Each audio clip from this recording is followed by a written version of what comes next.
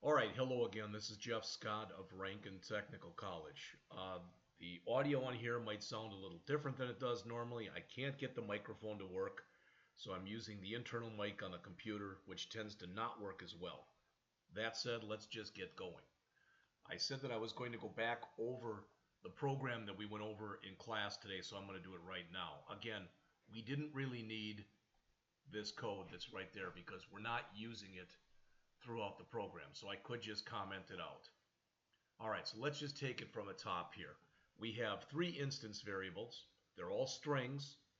The first one represents the person's first name, the second one the person's last name, and the third one the person's social security number.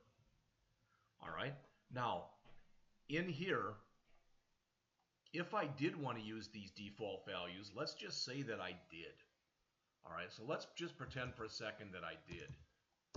Then I could have come in here and rather than just setting these things directly like this, all right, I could have come in and done this. I could have said this dot f name, and you don't need the this, equals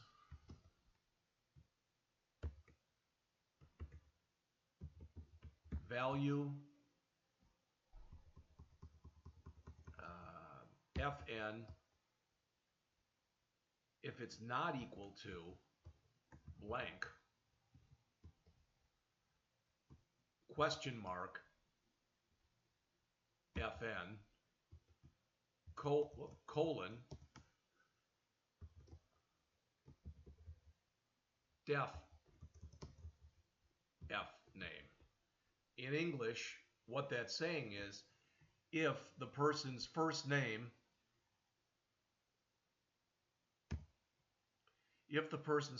was not blank, then set it to the first name. Otherwise, set it to the default. So that would take the place of this line right here. All right, so we wouldn't need that line. Then we could just basically just add it two more times here.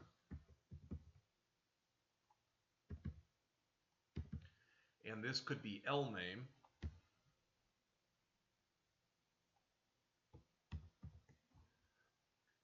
And then finally, if we added it one more time,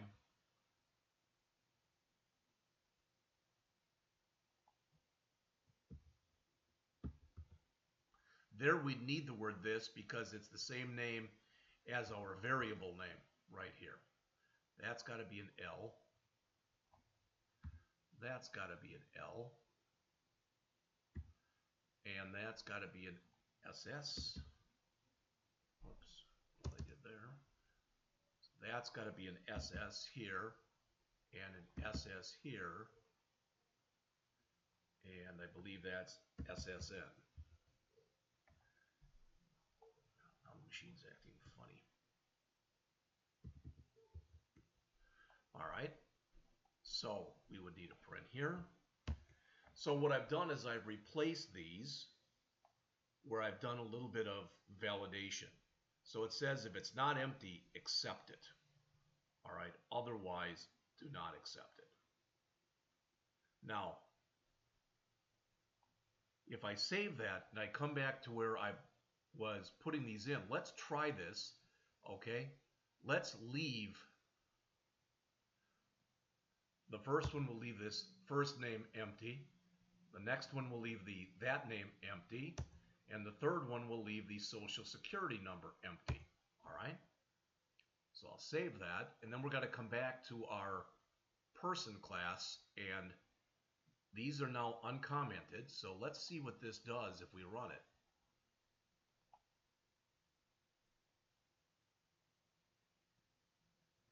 So notice unknown F name, unknown L name, and then our default social security number. So I'm going to leave those in there, and I'll leave that up there for just a second. So if you do want to take a look at it, you'll be able to do so.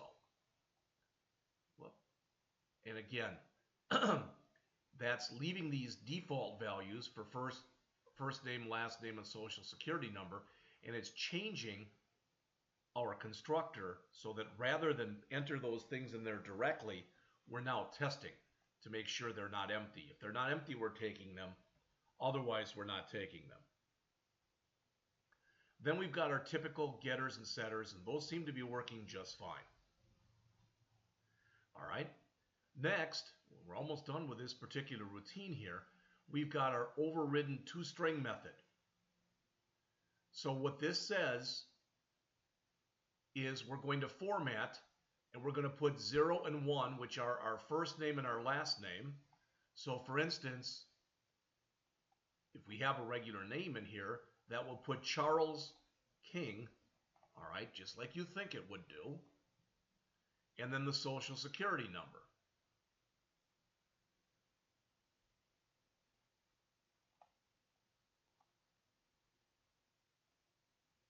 Okay? That's an overridden toString method. So when we end up calling a write line in our main routine, this right here, that write line is first. First it's going to end up calling the write line for worker. And the first thing that the write line for worker does is it says pass up our first 3 arguments. And those first 3 arguments then are first name, last name, Social Security number.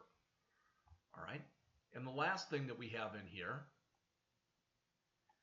is we have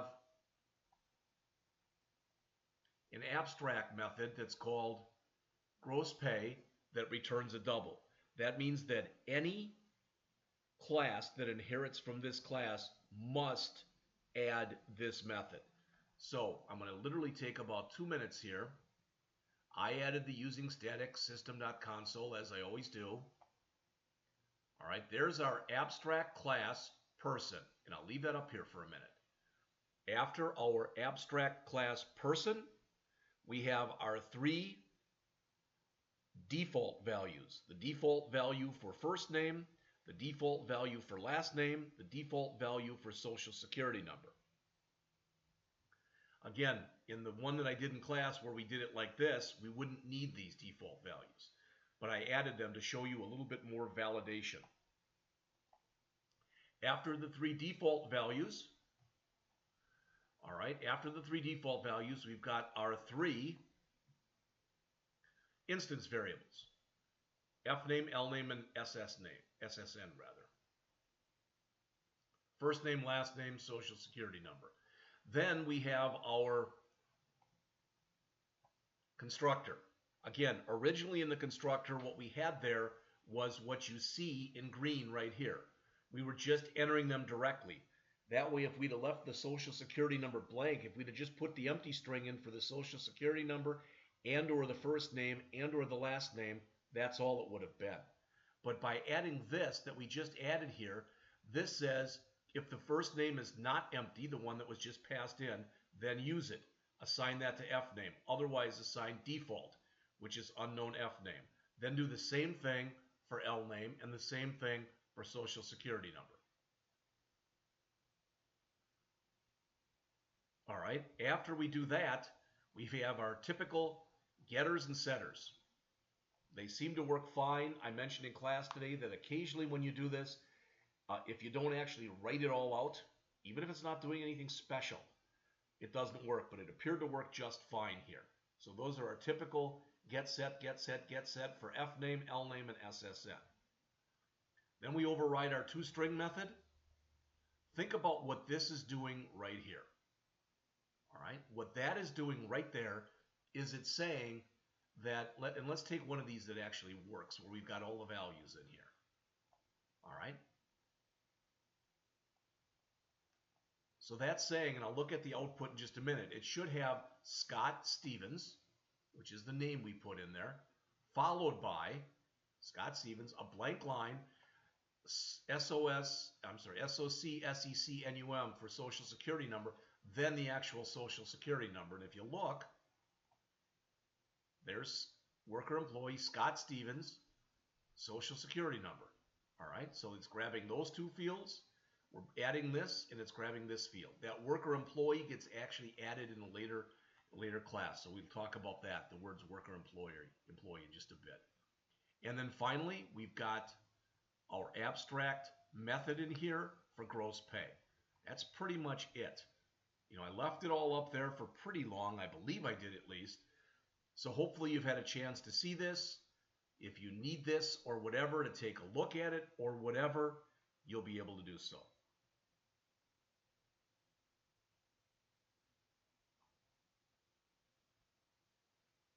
So that's everything for our first class, which is the person class. I'm going to stop taping right here just in case the mic is having problems, and I'm going to start up again in just a couple minutes.